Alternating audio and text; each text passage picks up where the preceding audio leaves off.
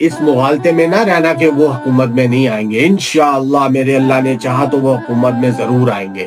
اور آپ دیکھنا کہ آپ لوگوں کے ساتھ پھر کیا ہوگا. یہ انتقامی کارروائیوں کو ختم کیا جائے اور لوگوں کے دلوں کے اندر محبتیں ڈالیں، نہ کہ ان کے دلوں کو نفرتوں سے بھر دیں، نہ کہ ان کے دلوں میں انتقام کے جذبوں کو بلند کرے.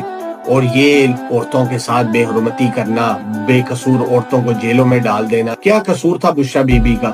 کیا کیا انہوں نے؟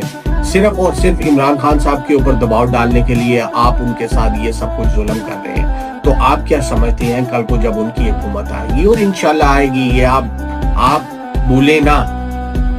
بھولے نا اس مغالطے میں نہ رہنا کہ وہ حکومت میں نہیں آئیں گے. انشاءاللہ میرے اللہ نے چاہا تو وہ حکومت میں ضرور آئیں گے. اور آپ دیکھنا کہ آپ لوگوں کے ساتھ پھر کیا ہوگا. تو اس سے پہلے کہ ان کے دل کے اندر نفرتیں اور بڑھیں، انتقام کا جذبہ اور بڑھے، اس کو ختم کیا جائے. اس ظلم اور فسادیت اور جبر کو ختم کیا جائے.